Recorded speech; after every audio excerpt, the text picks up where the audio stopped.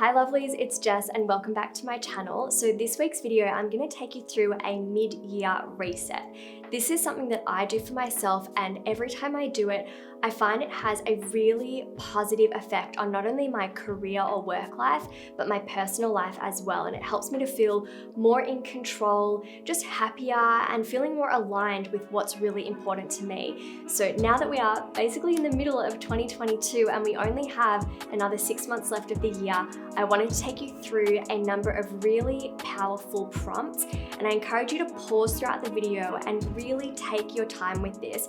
Set aside some much needed you time and make yourself a tea, grab a snack, light a candle, get cozy at your desk, and allow yourself to really think about what you want the rest of this year to look like. Make this a really mindful and positive exercise for yourself to do today. Now, before we get into today's video, just a reminder that my new book, Work-Life Balance Survival Guide, How to Find Your Flow State and Create a Life of Success, is available for pre-order. Links will be down below with all of my other resources, including my first book, my study skills book, the High School Survival Guide, my blog, which I am now posting actively on again on my website, studywithjess.com, and my Instagram, studywithjess. You can go follow me there for more inspo. But the pre-order link will be down there for my new book. Can't wait for you to get your hands on it. It's released August 9. We are getting so close to the official release date. Let me know if you are just as excited as me, but I feel like that's not possible because I'm just so excited. Anyway, let's get into today's video.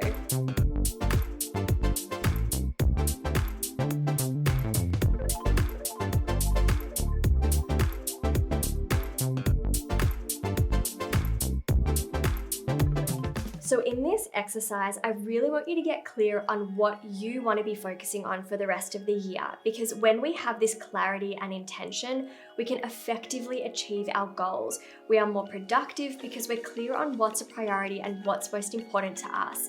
We're less prone to letting distractions and unimportant tasks pull our focus.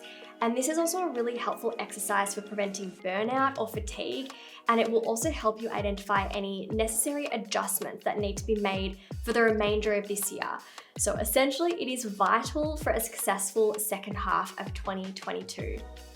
So again, just a reminder to pause as we go if you want to write down your answers as well.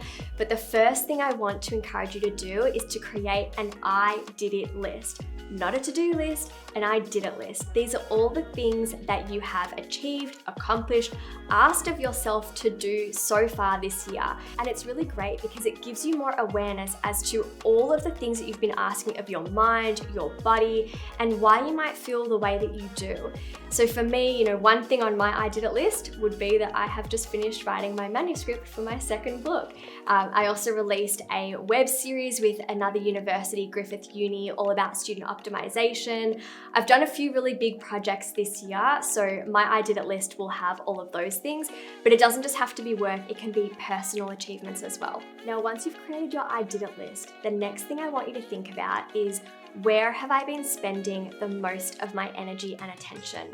Has it been on work, relationships, on your physical health, on anything? Have a think. Where are you directing most of your attention and energy?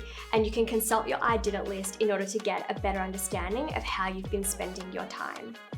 So now that you've had to think about all of the things that you've done this year so far and how you've been spending the majority of your time, that's going to give you more awareness for this next thing I want you to think about, which is, how do I feel in my body right now? So doing a body check-in, especially as part of this mid-year reset exercise, is so important.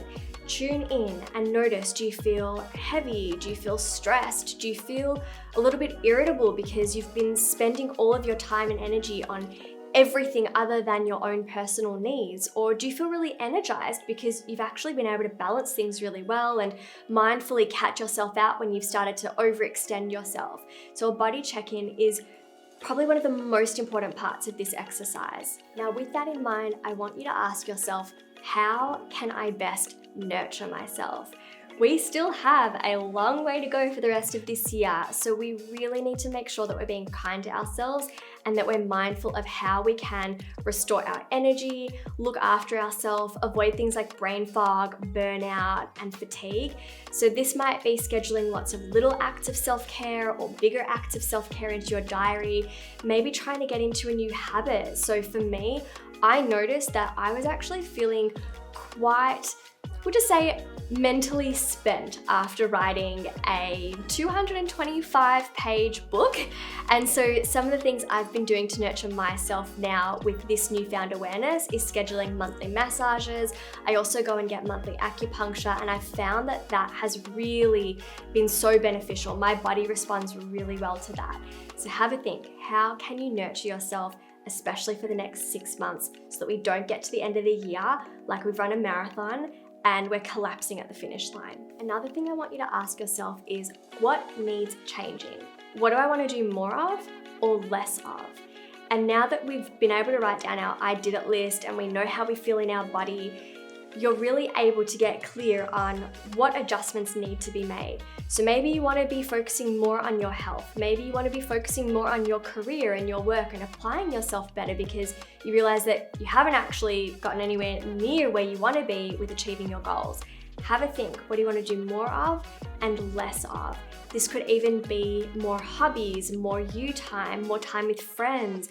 For me, one thing I really want to do more of, and I've started to do that recently, is spending more time with my closest friends and family, because a big thing for me is meaningful connection.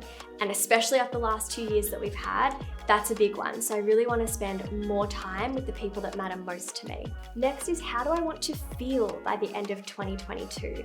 I love using words like feel because it really helps you to connect with your goals. And when your goals are motivated by an emotion or a feeling, you are far more likely to achieve them. So do you want to feel more energized, happier, healthier, fit, creative, inspired? There is no point accomplishing a million things if you end up feeling dissatisfied and drained by the end of the year. So for me, my words, how I want to feel is connected, inspired, happy, and energized. Another thing I encourage you to do is think about what are your top priorities for the next 6 months and make sure that these priorities align with your core values. So if you value health and wellness and relationships most, make sure you allocate enough time to yourself and your relationships so your actions align with your values and you'll feel far more fulfilled and content. Know that your values and priorities can also shift over time, and that is normal. So there have been times where I strongly valued and prioritized my studies and my career over other things because that was necessary for me at the time.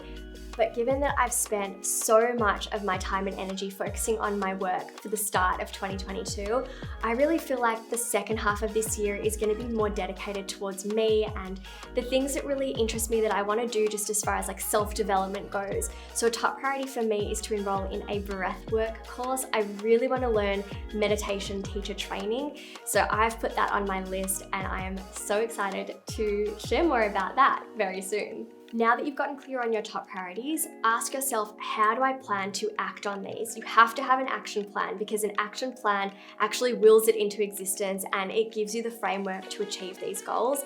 And another thing I encourage you to ask yourself is, who can be of support?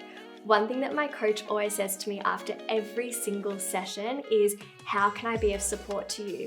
So if you have different goals in mind or top priorities, think if you get stuck or if you feel unmotivated or if you just have a question, who can be of support to you, who can guide you in staying on track? So this could be a life coach, a teacher, a psychologist, a friend, a mentor, anyone that comes to mind. And one way to tie in everything that we've discussed in today's video is to even go ahead and update your vision board. If you haven't created a vision board before, I've got multiple blog posts and previous videos on this topic. I'll try and find them through the archives and link them in the description box below. But it's a really nice visual representation of everything that you're going to be writing down throughout this mid-year reset. So I'd love if you'd like to share your responses below to some of these prompts that we've discussed in the video. Maybe it's a top priority or a goal for the remainder of this year. And make sure again to go ahead, click the links down below for all of my resources, but go and pre-order Work-Life Balance Survival Guide, How to Find Your Flow State and Create a Life of Success, because that is really going to transform the second half of 2022.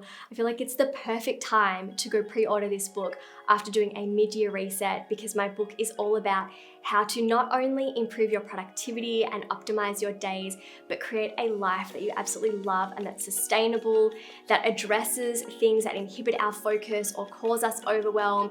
It's how to get all the important stuff done without the overwhelm. It is your step-by-step guide, and I'm so excited for you to all get a copy very soon. I was gonna say get your hands on it, but that's gonna be a couple more weeks. So you'll get your hands on it on August 9, the official release date, and I can't wait to get my hard copy as well. And I'm gonna do a little cover reveal and a little unboxing too. So stay tuned and like and subscribe, and I'll see you all next week with another video.